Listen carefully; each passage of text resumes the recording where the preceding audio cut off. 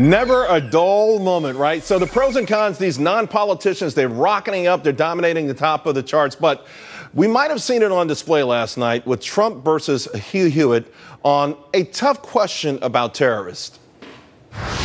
I'm looking for the next commander-in-chief to know who Hassan Nasrallah is, and Zawahiri, and al-Julani, and al-Baghdadi. Do you know the players without a scorecard yet, Donald Trump? No, I'll tell you honestly, I think by the time we get to office, they'll all be changed. I don't believe in gotcha questions. I'm not trying to, quiz you on who the worst guy in the world is. Well, that is a gotcha question, though. I mean, when you're asking me about who's running this, I'm not meeting these people. I'm not seeing these people. When you start throwing around names of people and where they live and, give me their address, I think it's ridiculous.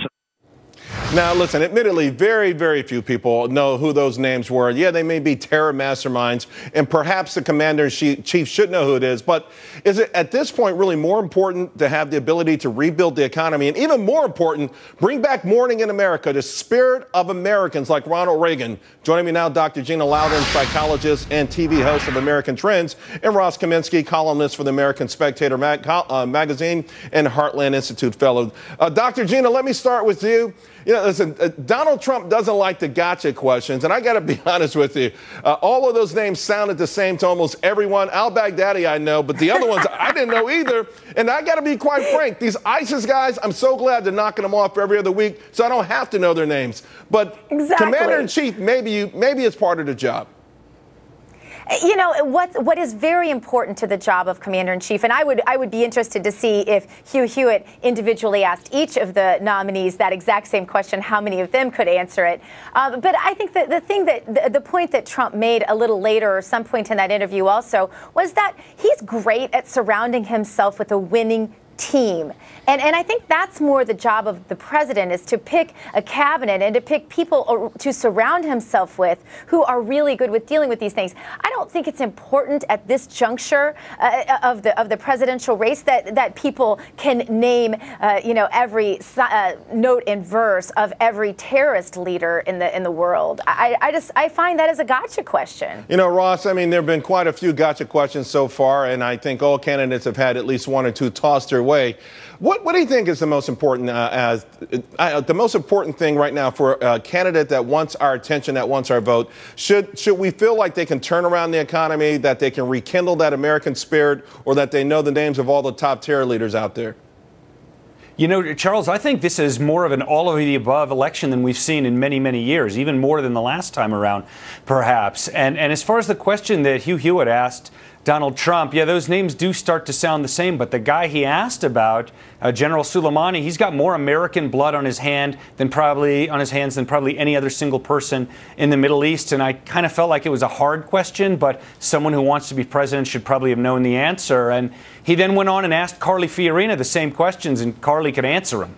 Well, there's no doubt. I saw that, and Carly was absolutely fantastic. But with respect to foreign policy, particularly terrorism, shouldn't we really be talking about how we eradicate them? Not necessarily who's in charge per se. I want to know what we're going to do, because I feel like, Dr. Gina, that we have been our administration right now not only has been so feeble with respect to these terrorists, I think they've emboldened them and they've actually encouraged them.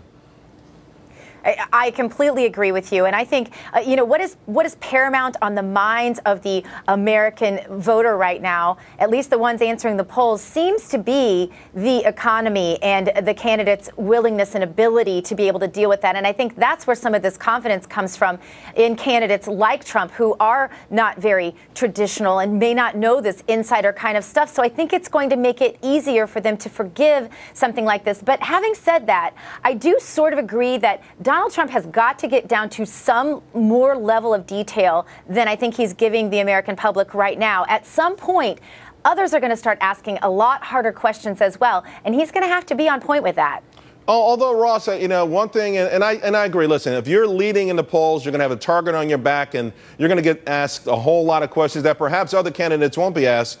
But do you have the confidence that a Donald Trump or Ben Carson, somebody who's not immersed in this stuff naturally, has the ability to surround themselves with the right people and can really catch up quickly?